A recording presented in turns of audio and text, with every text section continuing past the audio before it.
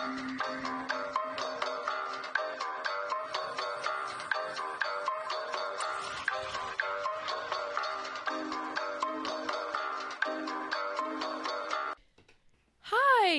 Welcome. I'm Kylie. I'm Jamie. And this is History of the Podcast. Yay, where we teach you random things about history. Yes. I think this one counts as history.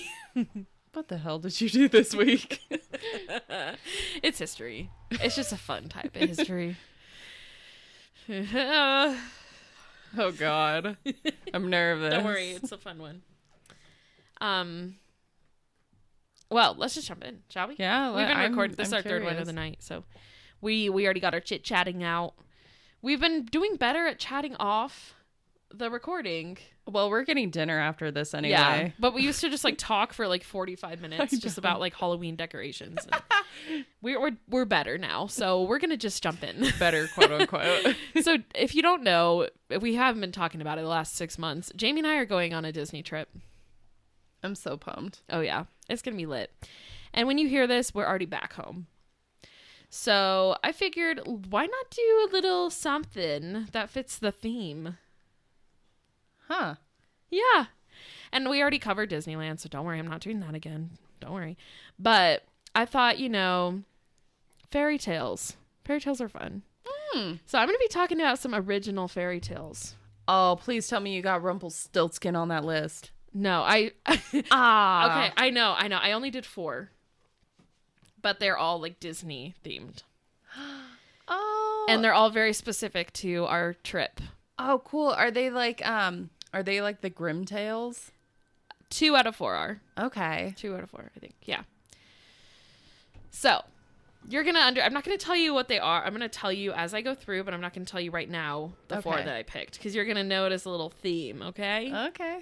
So, yes, we're going to be talking about the old fairy tales. I mean, that's history. It's like I'm referencing books and stories, but that's history.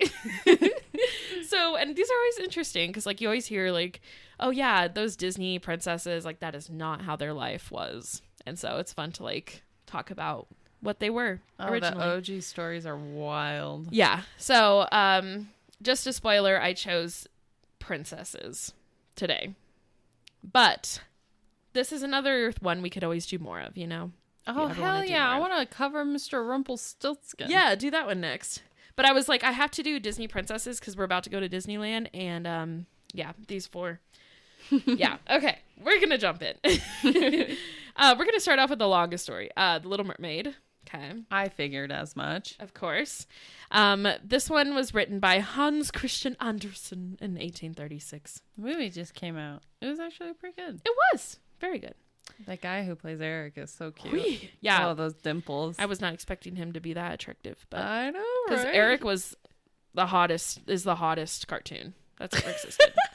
He is. You can't tell me he's not. Yeah, and they the typecasting they did for him was spot on. Yeah. But I feel like they gave him such better, like, charisma and just, like, a better backstory. Because, I mean, with, like, a cartoon, you can only do so much. They didn't give us a lot of information in the cartoon about, like, how they fell in love so quick. Like, it was like, why are they in love?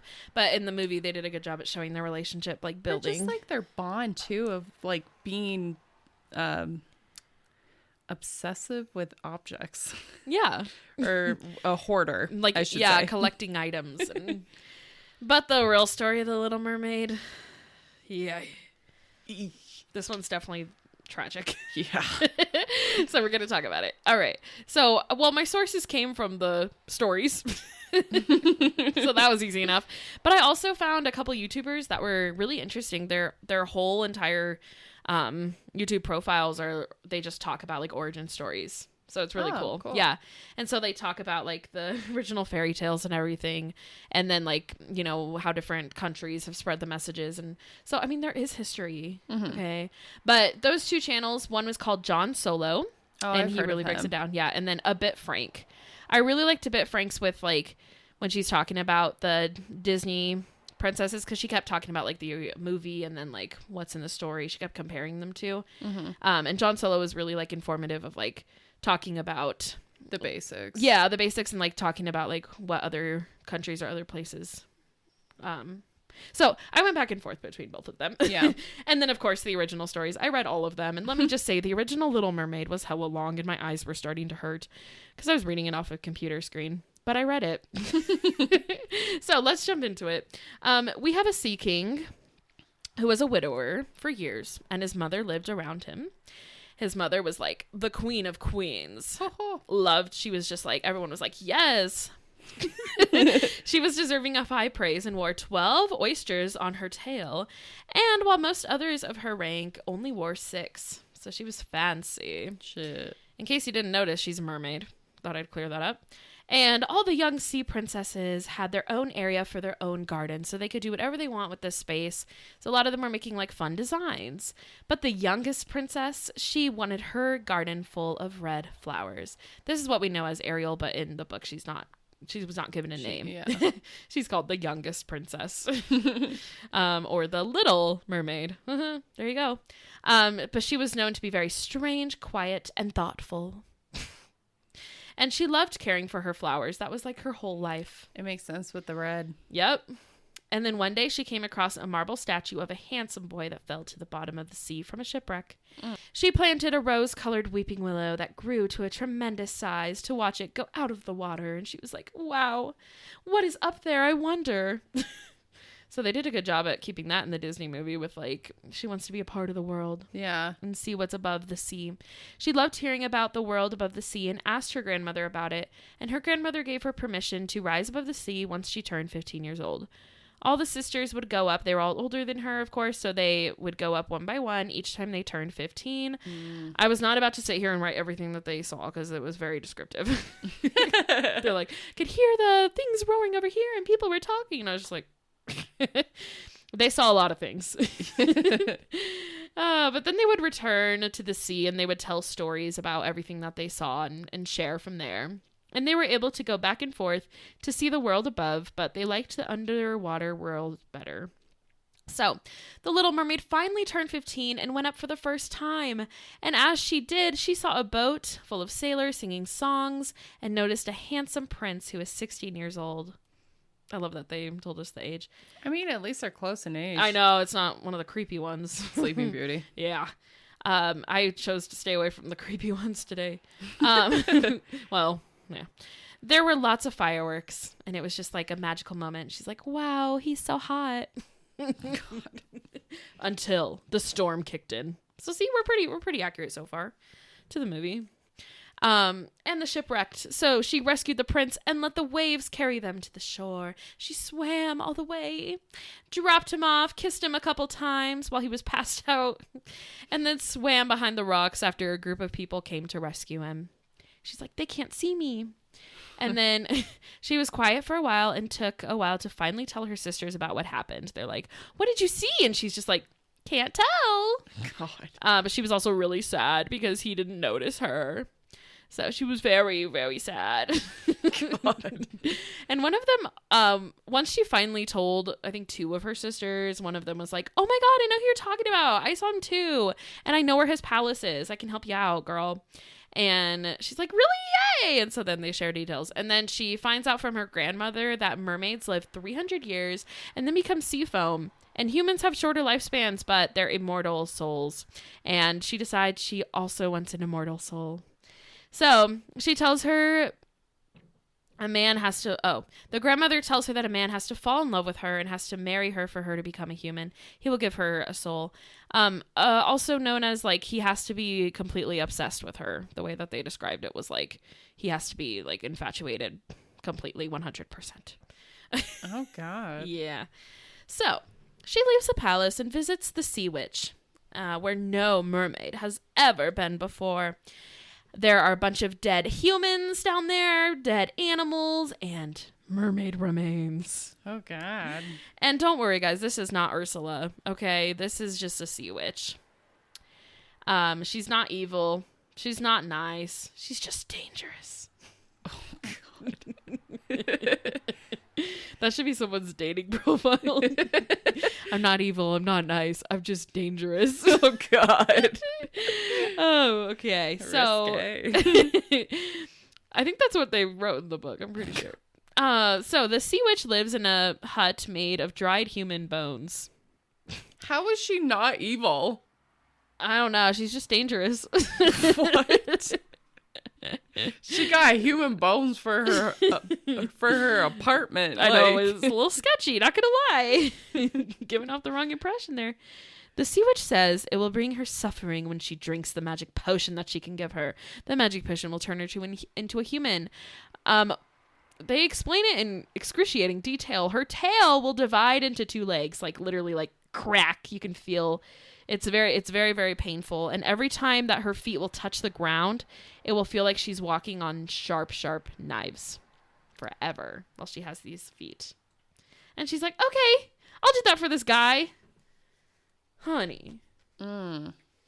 Honey. Live 300 years in the water or go up to the world and you can't even walk. It hurts. For this guy who probably is not going to love you. Not worth it. No. And then she also explains that, like, once she makes this decision, she can never go back to being a mermaid. So, if it fails and he marries someone else, she will become foam on the ocean. She dying no matter what. Yeah, exactly. So she's like, okay, that's fine. And she has to give her tongue away for the potion. The potion is the sea witch's blood. So she has to ingest the sea witch's blood. Ew. And then she's like, give me your tongue. And then she grabs her tongue, which makes her mute. So instead of stealing her voice, it's her tongue. Okay, but imagine trying to talk to someone and they don't have a tongue. Yeah, she's like, ah ha ha ha. He's like, the fuck? Anyway. And she's probably like wincing every time she walks too. She's like, oh shit. She's like, oh, she can't say shit, so she's like, ah. She can't even speak. Wait, how does that make you mute though? You can still make sounds without a tongue. You just can't talk. Yeah. Like, without a voice, it makes sense. That's probably why they were like, let's take the voice instead. Plus, it's less brutal. Yes, 100%. So... Plus, when you think of mermaid, you think of sirens. Yeah, exactly. So there's siren song. She swims up to the castle and downs the potion. She faints right next to the castle and wakes up to the prince standing over her asking questions. He's like, hello? You're good? And she's like, ah. And she's naked. They describe she's naked because I was like, you know, I always thought of that with the movie. Like, she has to be naked down there. Yeah. So she covers her body with her hair and he guides her up to the castle. And everyone's just like, anyone know who this woman is? He makes her one of his slaves, pretty much. She dresses her up as a slave girl. And all the slaves start dancing. And so she dances with them. And she's the most graceful dancer there. So he's like, wow, she's a keeper. And so he's very impressed by her. And he's like, I know you can't talk, but do you want to sleep on a pillow outside of my door? What? So she does. She's like a little dog. Yeah, he goes to bed and then she just sleeps outside of his door on a pillow. And she's probably like, ha ha ha ha ha, he loves me. Except she can't say that, of course. Oh, God. Yeah. And then after that, she's put in men's clothes to accompany him when he goes horseback riding.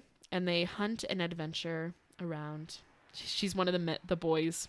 Oh my gosh, she's been friend zoned. Yeah, and as they're like walking around, everyone's like looking at her feet like, holy shit, her feet are bleeding. Like she's leaving a trace of blood behind. Ugh. Oh. And so everyone's like, yo, are you good? And she's like, yeah, this is fine. But secretly, each night she would walk to the sea to cool her feet. Wow. She's like, oh God, all this blood. Literally. And then each night her sisters would come and check on her and visit her every night. They were super depressed. They're like, sister, why'd you do this? The prince loves her like a child, basically, and strings her hopes along. So he would say things like, I admire you. You're just so sweet. And she'd be like, oh my God, he's in love with me. So she took it the wrong way, but he really was just like, you're a good friend. Yeah. Friend zoned her. Yep. And she's sad because he doesn't know she's the one who saved him. So he's like describing it to her like, I feel like my princess is coming. I heard her singing. I only got to see her for a little bit, but she saved my life and all this. And she's just there like, it's me, but she can't say it. Yeah. And so she's very, very sad after this. But he knows that it's time for him to get married. And he tells the Little Mermaid, I'd probably marry you. Yeah, I think if I had to choose, I'd marry you. And she's like, ah! She gets very excited. Yeah. But unfortunately, the princess was already on the way in a boat. Aww. And so the princess comes to meet the prince, and convinced that she's the one who saved him, he's like, oh my God, this is it, because it looks just like her. So then when they got married, the Little Mermaid had to hold trains of the train of the bride's dress. Oh, that sucks. After all of that, her feet are bleeding. Yeah. And she knows she's going to die because he's about to marry someone else. Yeah. So she's like, shit, this is how I'm spending my last day. And she dances beautifully despite her physical and mental pain until midnight. All of her sisters appeared bald. And she's like, where's your hair? Except she couldn't say that. And they explained that they gave their hair to the witch to save her, but she has to take the dagger that they used to purchase with their hair. She has to take the dagger and stab the prince by sunrise. His blood will turn her feet into fishtails. Oh, shit. So she can turn back to a mermaid. And so she's like, okay. So then she goes to stab the prince, but as she enters, she sees the couple cuddling, and she goes up to the prince and kisses his forehead, and he like flinches a little, and then he says the name of his wife. And so she's like, I can't do this. And so then she books it out and throws the dagger into the sea. The sea turns red, and then she throws herself into the sea. The next morning, she wakes up to see spirits around her. She sees the sun shining in, and she can talk again, and she can cry because mermaids couldn't cry. And she's like, where am I? And she realizes she's joined the spirits of the sea because of her good deed. She gets a chance to win her soul in 300 years. And this kind of is also like a little folktale a little bit, because 1 year goes away if they come across a good child, but a year is added if they come across a bad child. So people could use this for their kids at night to read the story and be like, so if you're bad, then the mermaids have to suffer another year after all they've been through. Oh, God. But a bad kid's going to be like, okay, you know what I mean? They're not going to care. But yeah, I think that's why they added that aspect to the story, so that like you could read this fairy tale to your children and they would be like, shit. I didn't think I didn't know that she was turned into a sea spirit. Yeah. I thought she just turned into foam. Yeah. Well, she does, but then like her spirit's still there. Yeah. And then it ends with the prince and princess just looking out like, oh, she's gone. And her spirit comes and kisses the princess's forehead. And that's the end. Very sad. So it made it okay for a princess to lie. Yeah. So there's that. All right. Next one. Are you ready? I'm ready. We're doing the history of Princess and the Frog. I freaking knew it. Woo, woo, woo. So this has a lot of origin stories. There's a lot of places that you could look, especially the movie itself. It's kind of all over the place. Yeah. But it's from Grimm's Fairy Tales. They wrote their own. And in 2002, there was The Frog Princess by E.D. Baker, which is also a big inspiration. So this is when a princess kisses a frog to break the curse, but also turns into a frog. So there's lots of like similarities in that. Yeah. And so a lot of it was inspired from that. But of course, the Frog Prince is like the OG that I'm going to talk about today. And they're not really sure when the first story was told, but the first published story was in Germany in 1812. And the Grimm brothers collected the story and first called it The Princess and the Enchanted Prince, which became The Frog King in 1812 and then became The Frog Prince in 1857. We're introduced to a princess who passes time by going to the well and playing catch with her golden ball. And then one day she drops the ball in the well and it disappears into the darkness, so she sobs uncontrollably. So she's like a dog or a child. She's like, my ball! And a frog pops out and asks what's wrong. And after she tells him, he promises to retrieve it if she promises to love him as a companion and playdate and keep him close as she eats, drinks, and sleeps. And so she's like, okay, yeah, sure. totally. That's pretty possessive. Yeah. So there's kind of like that a little bit, like if you're thinking of the restaurant from the movie and like she's looking at the picture of the restaurant, it's like a gold picture. It's very similar in that aspect. Yeah. And then of course the frog shows up. So they kept that pretty similar, but it's obviously a different story. The princess agrees, but she was lying. And so she's like, bye. As soon as he gives her the ball, she's like, bye, bitch. Good luck. God. And as soon as the frog brought... Oh, I already said that. So the next day, there was a knock on the door. They're eating dinner. And her father's like, whoever could be here? And she's like, I don't know. So she goes to open the door and sees the frog. And she slams the door and tells her family about the situation. Her father, the king, is like, oh, hell no. You better let him in. You made a promise and you're going to keep that promise. Classic dad, right? So she's like, fine. And so she opens the door and brings the frog to the dinner. And he's just on the table eating some of her food. And she's like, bitch. And so then they go to bed and she puts him in the corner of her room. She's like, you can sleep. Well, at first she's like, you're not sleeping here. And then her dad's like, little miss, you better make sure you'll keep your promise. So she's like, fine. So then in her room, when she goes to bed, she puts him in the corner of her room. And then he's like, wait, can I come sleep with you? I'm scared. He doesn't say that, but he's like, can I come sleep with you? And she's like, fine. So then she grabs him and instead of throwing him to the bed, she throws him against the wall. Oh my God. And then he turns into a prince. Wait, what? Yeah. By throwing him at a wall? Yeah. And then he's like, wow. And she's like, what? And he's like, hi. I was cursed by an evil sorcerer with the spell that can only be broken by a princess. She had to rescue me out of the whale. And she's like, oh, okay. I guess we can get married now. So the princess agrees to marry him. The next day, his servant comes on a carriage, and he's very happy to have his master back. His heart broke into a million pieces when he lost his master, but now his heart swells with joy, and it grew 3 sizes. That's the story. So she didn't even kiss him? No. So I'm going to talk about that. So there's a lot of different reasons for the frog turning into a prince. So that's a big, big thing. That was the German tale. But there's dozens of stories about princes turning into frogs, and most come from the Grimm tale, but kind of are switched around a little bit. So, for example, in Denmark, there's one called the Singing Frog, and the frog sings everything he says, and a princess is a servant who had to do everything the frog asks. So he tells her to draw his blood, and after she does this, he reveals he is the king's son who was bewitched, and he's human and wants to marry the servant girl. So one way to make him a prince is to draw his blood. So we have throwing at a wall, drawing blood. Oh my God. Yeah. And in that story, she had a boyfriend named Peter. And so he makes a deal with Peter and is like, hey, I'll give you land if you give me your girl. He's like, okay. Oh my God. Yeah.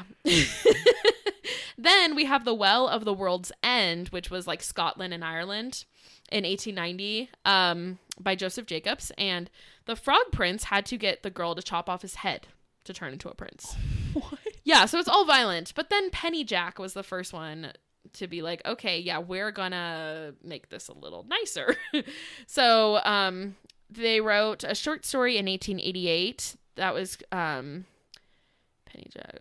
That was the name of the story. Sorry. Penny Jack was the name of the story. And it was a short story in 1888 created by a beggar woman in France, published in a newsletter, and it's about a frog princess. The prince had to kiss her 3 times, and after each kiss, she got more hideous.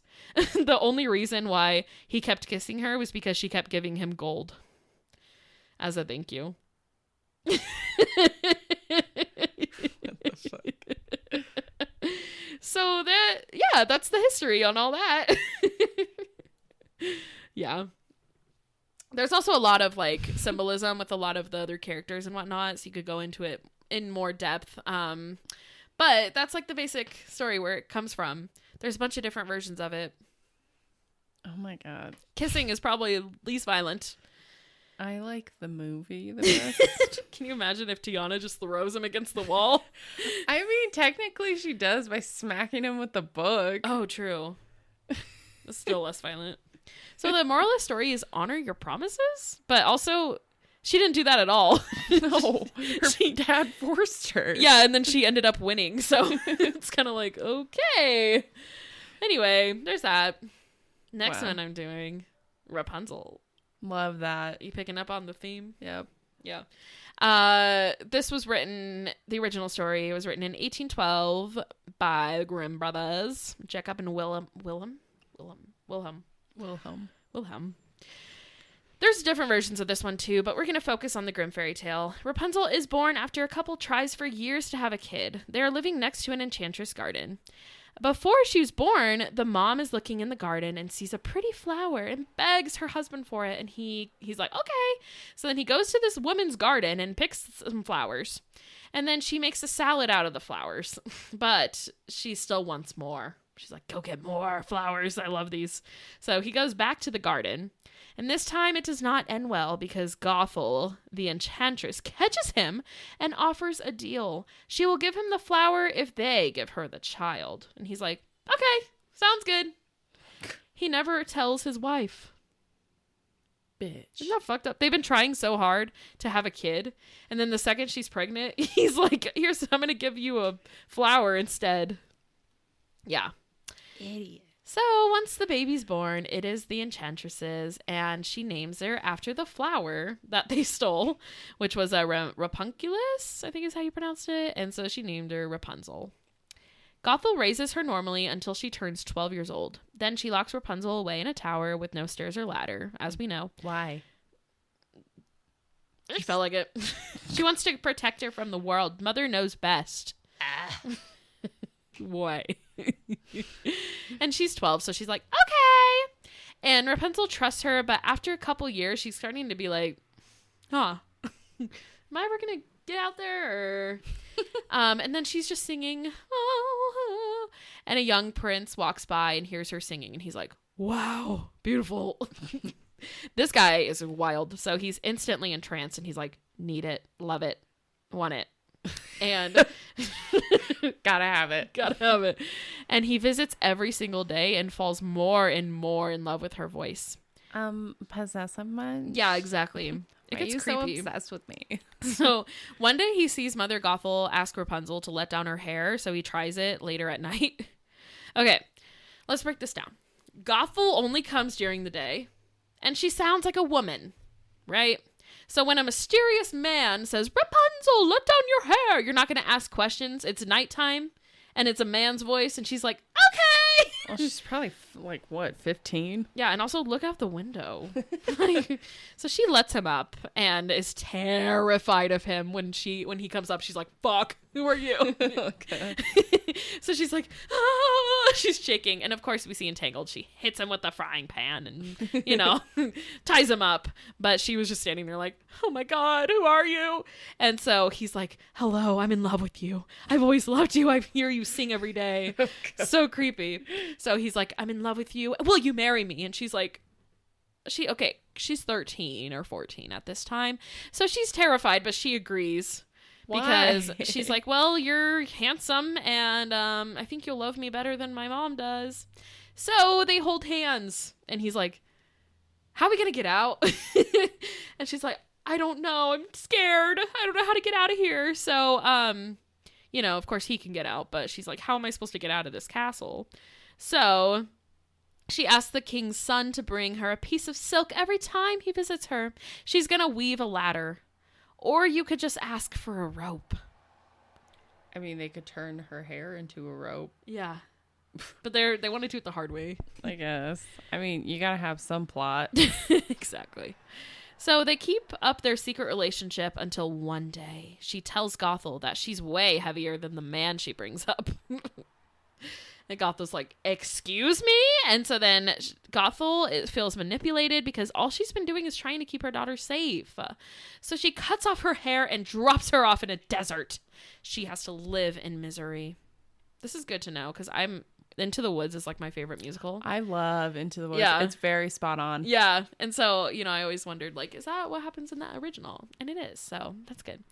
So Gothel goes back to the tower waiting for the king's son, and when he comes, she uses Rapunzel's hair to let him up. And when he gets up there, he's like, shit. And the prince leaps out of the tower and lands into thorn patches which gouge his... Gouge. Okay. Lands into thorn patches, that's really hard to say with which gouge. Oh my god. Gouge. Okay, let's try again.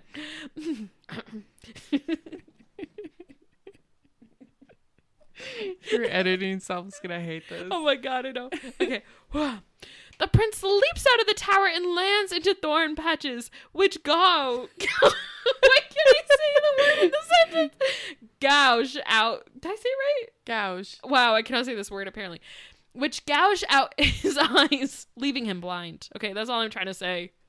So he walks around the woods, blind, just like, living off of berries. And eventually he starts to hear Rapunzel singing. And he's like, oh my god, Rapunzel!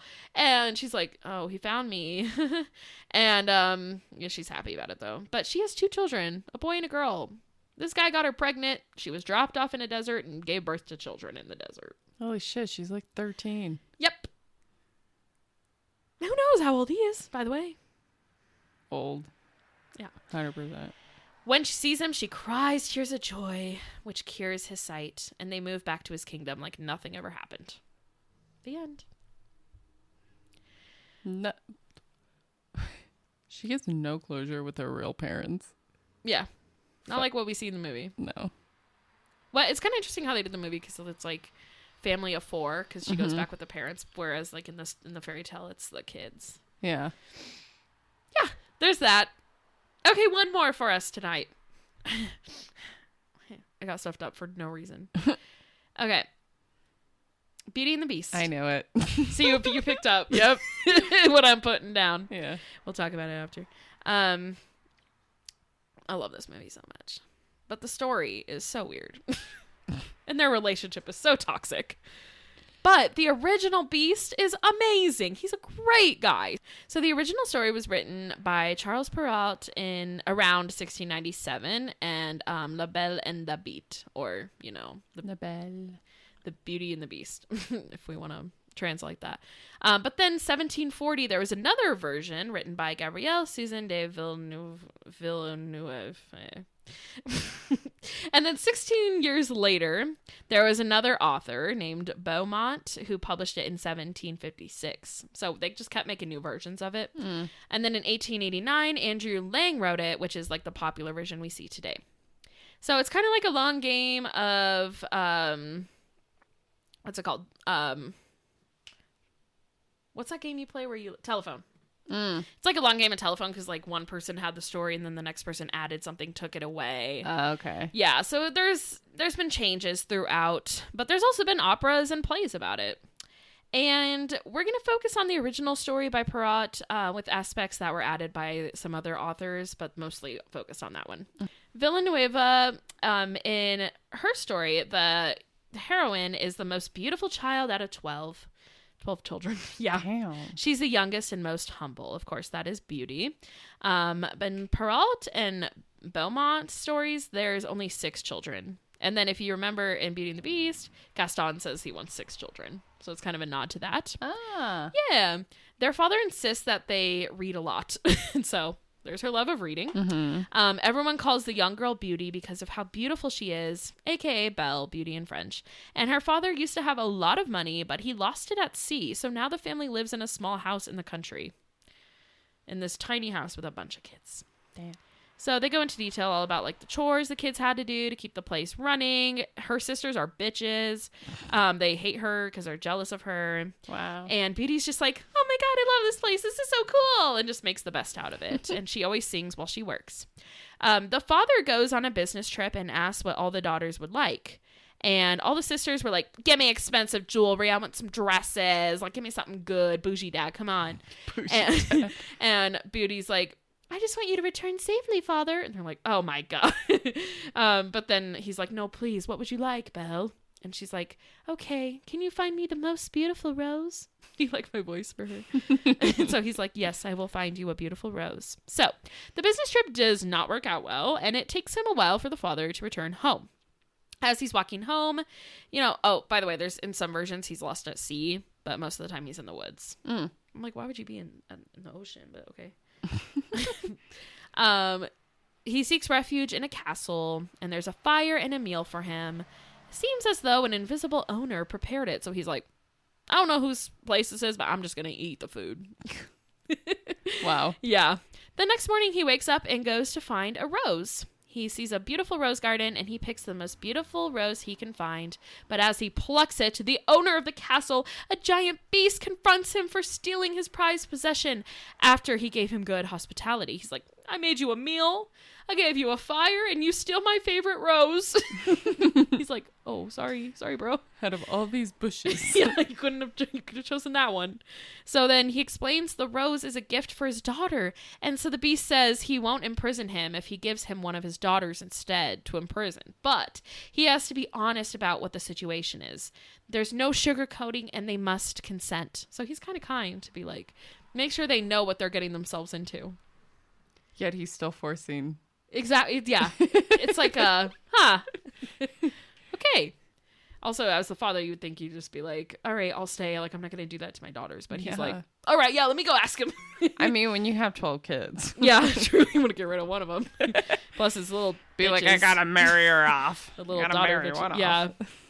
So the beast sends him with a chest full of treasure for his family, just in case the daughters refuse and he has to return. At least then they will have money.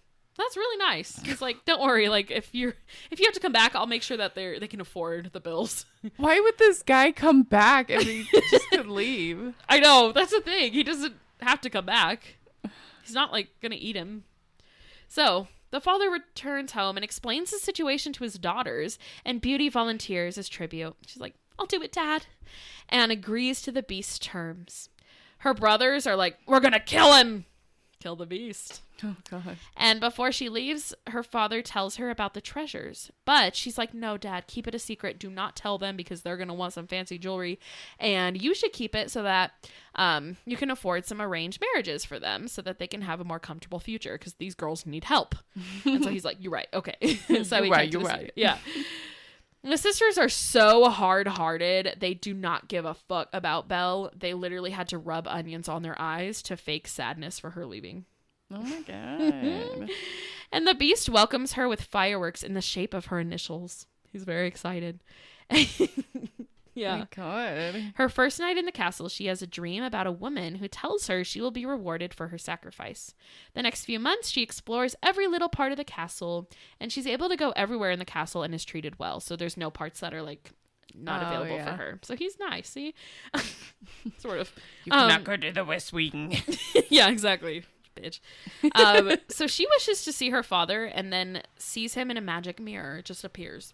And she enjoys fancy meals with imaginary musicians playing music. All right. Interesting. It's the haunted house. Got it. She has great conversations with the beast and thinks he's more humane than any man she's ever met. Villanueva's version, he asks her every night to sleep with him. And he tells her he'll be kind if she says no. So he's like, you can say no, but do you want to, like, hook up? She's like, no, thank you. And he's like, okay. But in Belmont's version, he asks her to marry him each day, and she refuses. So there's a couple of different versions of that. But in every single version, they become fond of each other over time. And Beauty keeps having nightly dreams of a handsome man, but a dream fairy shows up and tells her not to be fooled by appearances. And in the magic mirror, she sees her father ill and asks the beast if she can visit him for a week. And he says, of course you can. I want you to be happy. Wow. Yeah. So he transports her via magic ring to her bedroom at home with trunks of diamonds and dresses he got for her. Jesus. He's a sugar daddy. So she's like, oh man, look at all these dresses and jewelry. I should go give these to my sister. And the second she thinks that, they disappear. So it's very clear that they're just for her. Yeah. And she's like, oh, okay, never mind. Her sisters see her back and they're like, ugh. So they conspire a way to keep her home longer so the beast will die of grief for her. So that's their plan. So they're like, hey, sis. And they're super kind to her. And she's kind of like, oh, wow, they're nice to me now.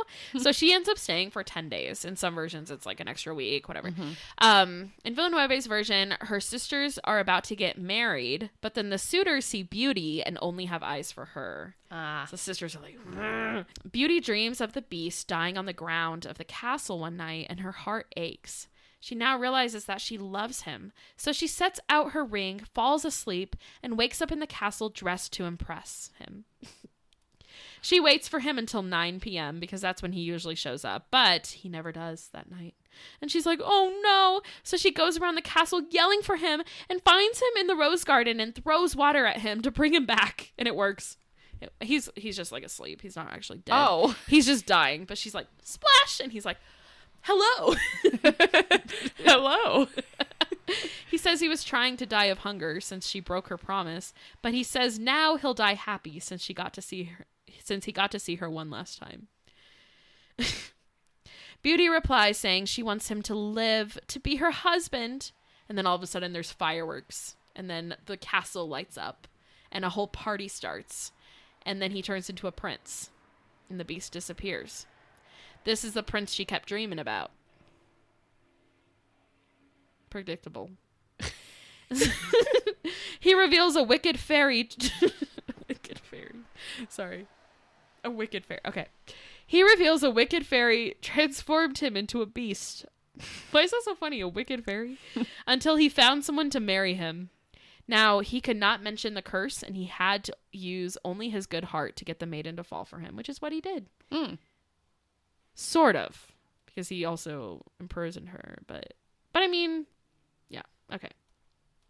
Beauty and the Beast stroll around the castle, which is where we get the little dance, and the magic fairy brings her entire family to the castle to celebrate, but then she's like, you just got punked, and then turns the sisters into statues, and allows them to be able to sulk in Beauty's happiness forever. So she like brings the cement down, so they have to sit there and watch her happiness. They won't be able to turn into humans again until they admit their faults. And they know that they never will. Oh, shit. That's how it ends. Aren't those fascinating, though? I mean, at least that one had like a happy ending. Yeah, exactly. For the most part. That one and kind of Rapunzel's, but also... But I mean, like, her and the Beast knew each other the longest. Yeah, for sure. They actually... The Beast is definitely less toxic in the original. Yeah. Because when I watch the movie, it makes me so frustrated. Like, that's my favorite Disney movie, but, like, when I watch it, I'm just like, he is so toxic. You can't see your father.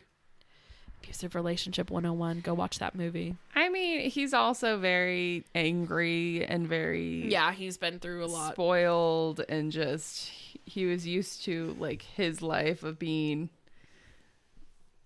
high in command, so... Yeah. When you have such a strong... It's still toxic, but he was taught that, so... I mean, when you have, like, a woman who is very independent, strong-headed, and just very... Yeah. Yeah. It's a different story. I love the movie. I love it. I love the vibe. So, anyway... Yeah. I love it. What'd you notice about all four? Like, what the theme? I mean, they're all the ones that we're dressing as. Or Dressing as, or getting a tattoo of. Mm-hmm. Woo, woo, woo. So, I thought that would be fun. That was so much fun. I love that. To throw it in before our Disney trip. I love fairy tales. Yeah. It's history. It is history. So take that. Just kidding. But yeah, we'll definitely do more of these because it's another fun topic we can do. So... Where can you find us? You can find us on Instagram and TikTok at History of the Podcast, and you can also email us at historyofthepodcast@gmail.com. Let me just say, we're about to go to dinner, and it's only 9 o'clock. Usually we finish at like 11. I know. I'm so proud of us. Woo! I am so excited for fried pickles. Oh my God, we're going to go eat some good food. So talk to y'all later. Bye. Bye.